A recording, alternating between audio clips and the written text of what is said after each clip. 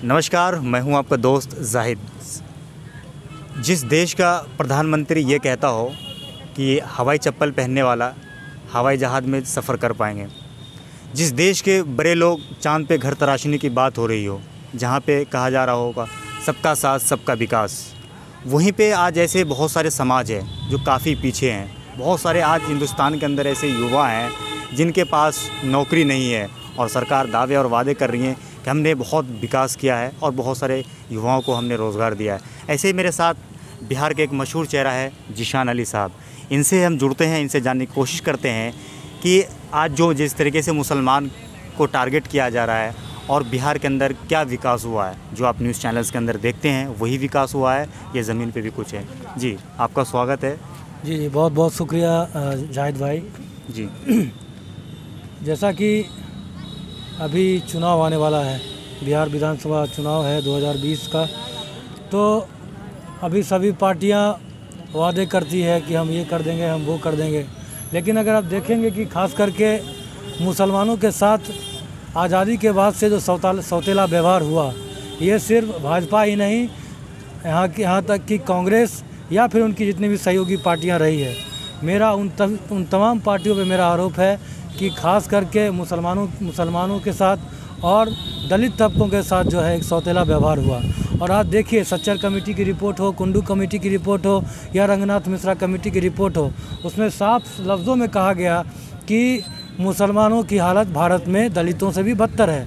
Report तो बनी, लेकिन उसके बाद उस पर कोई काम नहीं हुआ। आज तक आज़ादी के इतने साल बीत गए, मुसलमान वहीं के वहीं हैं। आप देखेंगे कि पंचायत ठेला बनाना हो या जो छोटा जो काम है, चाहे वो मुसलमान कर रहा है, चाहे वो दलित तबका के लोग काम कर रहा है, इतने ही लोग हैं, बाकी कोई इसमें काम नहीं कर रहे हैं। इसलिए हम आने वाले विधानसभा चुनाव में हम किसी पार्टी के समर्थक नहीं हैं, ना ही मेंबर हैं।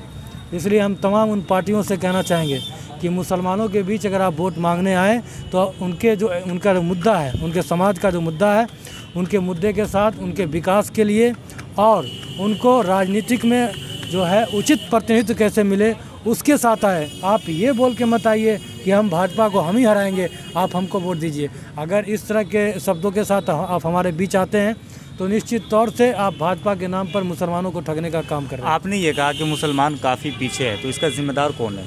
जिम्मेदार सरकार है। हम लोग टैक्स भरते हैं, नमक से लेके, तेल से लेके, एक सुई से लेके, हर चीज़ पे टैक्स देते हैं, और सरकार हमें बदले में क्या देती है?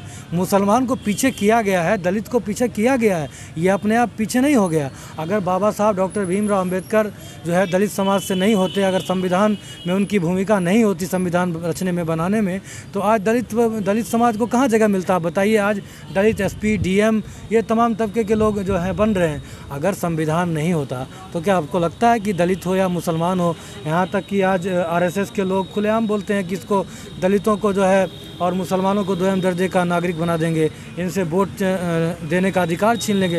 ये उनका खुला एजेंडा है, ये तो छुपा हुआ नहीं है। लेकिन इसके साथ साथ इस मतलब RSS के एजेंडे को भुना के आप सिर्फ RSS के विरोध में ही आप हमसे वोट लें, ये हमें कबूल नहीं है। चाहे कोई भी पार्टी हो, राजद हो, कांग्रेस हो, MIM हो या कोई भी पार्टियाँ हो, ABCD जो भी पार्टियाँ हो, आप मुसलमानों के बीच में जाएं या दलितों के बीच में जाएं तो उनके विकास के साथ, उनके विकास का जो एजेंडा है उस मुद्दे के साथ जाए। ये नहीं कि भाजपा को हम ही हरा रहे थे, हम ही को वोट। तो ओवैसी साहब तो वो कह रहे हैं कि हम मुसलमानों को आगे करने आए, उनको राजनीति में लाने के लिए आए, कि जैसे युवा हैं वो राजनीति में आए। नहीं, अगर ओवैसी साहब जैसे महान शख्सियत, एक पढ़े लिखे जिम्मेदार शख्सियत अगर वो कहते हैं तो हम उनका स्वागत करते हैं। जो भी, ओवैसी ही नहीं, जो भी दल के लोग, जो भी दल के प्रतिनिधित्व, जो भी हमारे समाज के हक की बात करेगा उसके साथ हम हैं, उसमें कहीं कोई दिक्कत नहीं। चाहे वो ओवैसी हो, चाहे नीतीश कुमार हो, चाहे वो तेजस्वी यादव हो, कोई भी हो। क्योंकि हम बार बार जिक्र करते हैं मुसलमान और दलितों, क्यों करते हैं? क्योंकि अगर आप कहीं पे गड्ढा है तो आप वहीं पे ना भरिएगा मिट्टी। तो गड्ढा हमारे समाज में है, मुसलमानों में जो है और दलितों के बीच जो समस्या हमारे बीच है, और सवर्णों के साथ समस्याएं नहीं उतनी जितनी हमारे समाज के साथ समस्याएं हैं। तो समस्या हमारे समाज के साथ है, तो उस गड्ढे को भरा जाए, उनके जो तकलीफ है, दुख है, उनको दूर किया जाए। आपको लगता है कि मुसलमान और दलित अपने अधिकार को पहचान नहीं पाए? देखिए, दुख की बात है या क्या है, दुर्भाग्य की बात है कि मुसलमान अपने हक और अपने मुद्दे पे वोट करता ही नहीं है।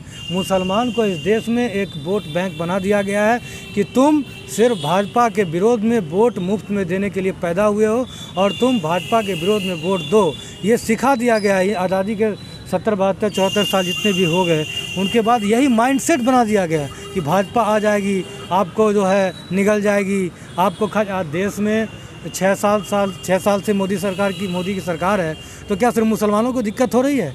दलितों को दिक्कत नहीं हो रही है? पिछड़ों को दिक्कत नहीं हो रही है? ये जो भी तमाम प्रगतिशील समाज है उनको दिक्कत नहीं हो रही है क्या? दिक्कत तमाम लोगों को हो रही है। लेकिन ये सेकुलरिज्म का सारा बोझ मुसलमानों के ऊपर थोप दिया जाता है कथित सेकुलर पार्टियों के द्वारा। इस बात से हमें बहुत दुख होता है और हमारा समाज भी इस चीज़ को समझ नहीं पाता है, दुर्भाग्य है। लेकिन हमारे जैसे सोशल एक्टिविस्ट तरह के जितने भी समाज में लोग हैं वो लगातार अपने समाज को जागरूक करने का काम कर रहे हैं ताकि समाज जागरूक हो, वो अपने हक पे, अपने मुद्दे पे वोट करे, ना कि सिर्फ बीजेपी को हराने के नाम पे वोट करे। हम वोट करेंगे अपने मुद्दे और अपनी शर्तों के साथ, बीजेपी को ही हराने के लिए वोट करेंगे, लेकिन वोट हमारा शर्तें हमारी होगी, ये हमारा कहना है। अच्छा, आपको लगता है कि अभी आने वाले वक्त में बिहार में चुनाव भी है, आपको लगता है कि मुस्लिम वोट बैंक नीतीश कुमार या लालू की तरफ किधर जाएगा? देखिए, जैसा कि एनआरसी और सीए जो मामला केंद्र सरकार से आया और साथ में अभी स्टेट में बिहार में नीतीश कुमार की और भाजपा की मिलीजुली सरकार है, तो कहीं ना कहीं जो है मुसलमानों का गुस्सा तो है इसके प्रति कि अगर जो भाजपा के साथ हैं तो कहीं ना कहीं हमें नुकसान करेंगे, तो कहीं ना कहीं देखिए नुकसान इसका जदयू को उठाना पड़ेगा। अब बाकी आगे होता क्या, क्योंकि समाज तो उतना जागरूक है नहीं। हम आपको पहले ही कह चुके हैं कि अब किसको वोट जाएगा, कितना जाएगा, या फिर क्या समीकरण बनता है नहीं समझ रहे, या फिर कैंडिडेट कैसा होता है, उस पर भी उम्मीदवार कैसा होता है, उस पर भी कई बार वोट पे मतलब। लेकिन नीतीश कुमार ने तो मुसलमानों के लिए बिहार में बहुत काम किया है। देखिए, काम किया है, सरकार को चुनते हैं हम, आप किस लिए चुनते हैं? काम करने के लिए चुनते हैं। उन्होंने मुसलमानों पे या किसी अन्य जो है समुदाय पे एहसान थोड़ी किया है। सरकार फ्री में थोड़ी हमको काम करके दे रही है। हम टैक्स भरते हैं, हम देश के नागरिक हैं, पहले देश के नागरिक हैं तो उसके बाद में सरकार है। देश में नागरिक ही नहीं रहेगा, सरकार कौन बनाएगा? तो कोई एहसान कोई सरकार ने जो है मुसलमानों पे, दलितों पे, पिछड़ों पे या किसी समाज पे एहसान नहीं करता है कि हम कर दिए।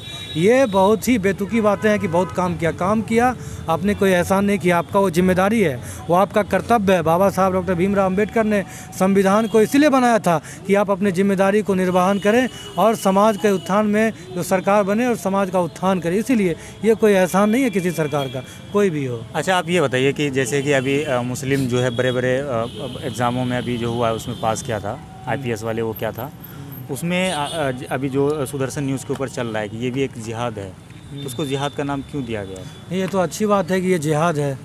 ये जिहाद इतना पाक लफ्ज़ है, पाक शब्द है, ये तो जिहाद बहुत पाक शब्द है। जिहाद का माना क्या होता है? जिहाद का मतलब जद्दोजहद करना किसी अच्छी चीज़ों के लिए। जिहाद, जी बिल्कुल, उसके संघर्ष करना जिहाद का मतलब ही होता है, पॉजिटिव चीज़ों के लिए। तो ये तो अच्छी बात है कि हमारे बच्चे, हमारे कौम के बच्चे, हमारे समाज के बच्चे IAS IPS मतलब जद्दोजहद करके, जिहाद करके बन रहे हैं, तो बहुत खुशी की बात है। अगर वो जिहाद का लक़ब सुदर्शन न्यूज़ वाले देते हैं तो इसमें कोई बुरी बात नहीं है, इसको हमको पॉजिटिव वे में लेना चाहिए। बाकी वो जानते हैं लोग कि सुदर्शन न्यूज़ किसके इशारे पे क्या बोलती है, क्या काम करती है और उनका क्या, सुदर्शन न्यूज़ का क्या मतलब अपना एक रुतबा है, सब जानती है वो लोग। 3rd क्लास न्यूज़ चैनल है और उनके पास कोई विज़न नहीं है।